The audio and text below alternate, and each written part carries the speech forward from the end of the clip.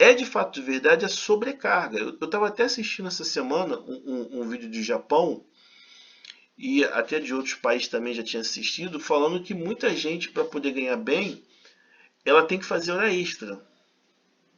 O que significa isso de fato de verdade? A pessoa, para ela viver bem, ela tem que trabalhar muitas horas para viver bem não, né? Para poder ganhar o mínimo que é digno, né?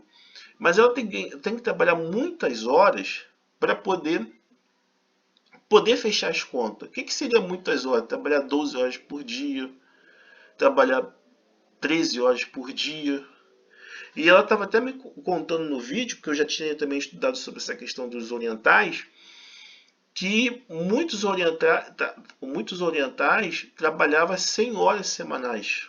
Se eu não estiver enganado, 100 horas semanais? 100 horas semanais para fazer muita hora extra para poder fechar as contas. Ou seja, o ser humano, quando o ser humano ele tem dois empregos, faz serão, faz hora extra, está no mercado financeiro, ele está prestando dinheiro para poder ganhar e, e outras, ou então, ele até aluga algum bem, né, porque é menos doloroso no caso, isso significa que o ser humano está sobrecarregado.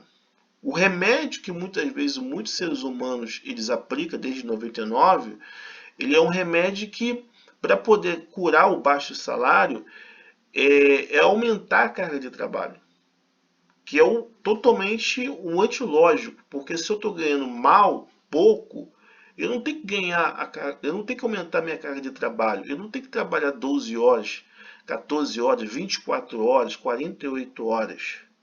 Porque o problema não está relacionado à disposição, o problema não está relacionado à força, o problema não está relacionado à dedicação, ao comprometimento. Porque uma pessoa que vende metade do seu tempo de vida ao dia, ela não consegue acumular, não é por questão de esforço, vontade, disposição, ela não consegue acumular porque tem limite hierárquico. Só que como que o profissional do racionamento ele vai falar isso para você? Porque o profissional do racionamento dessa cooperativa, se ele falar, ele vai perder o emprego. Se ele falar de fato de verdade essas questões, de fato de verdade, existe um sério conflito com a população.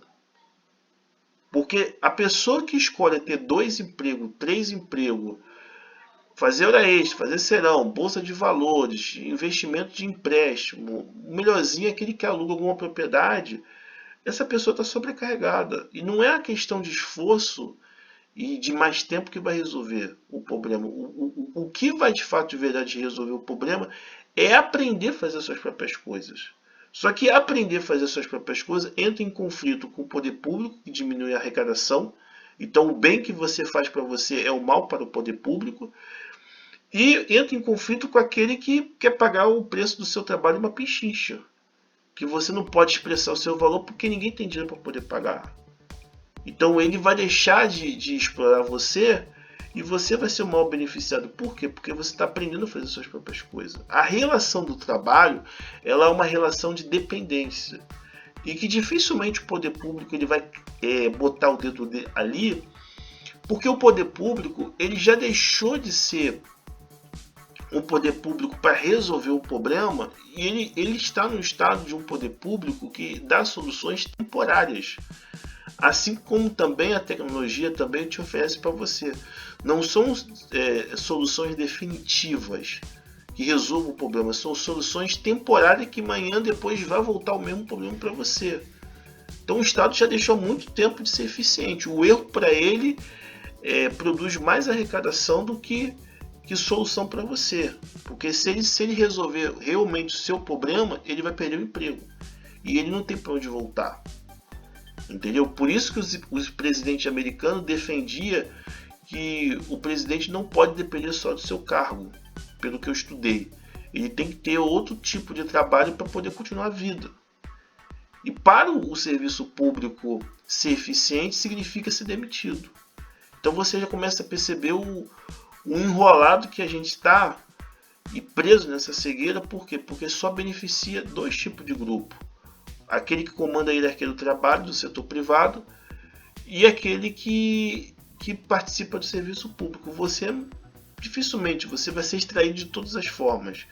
E logo essa galera vai ser expulsa da cooperativa, porque não vai ter mais vaga de trabalho e o poder público vai entrar em crise, porque ele não tem mais como arrecadar. Ele mesmo entregou a arrecadação para o inovador, criador, modificador, e esse inovador e criador, modificador, desenvolvedor de tecnologia simplesmente construiu o mundo dele, está a vida dele resolvida, e o poder público perdeu o poder autoridade, que é o comando dos recursos naturais, né?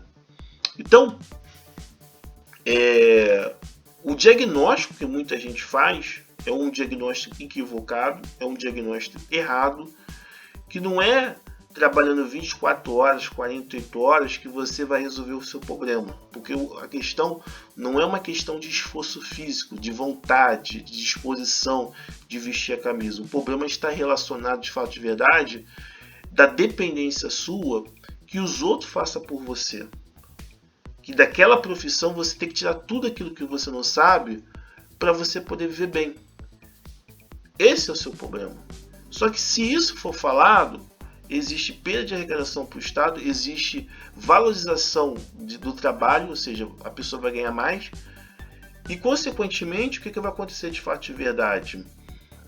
Você vai ter mais tempo para você, quando você passa a fazer suas próprias coisas.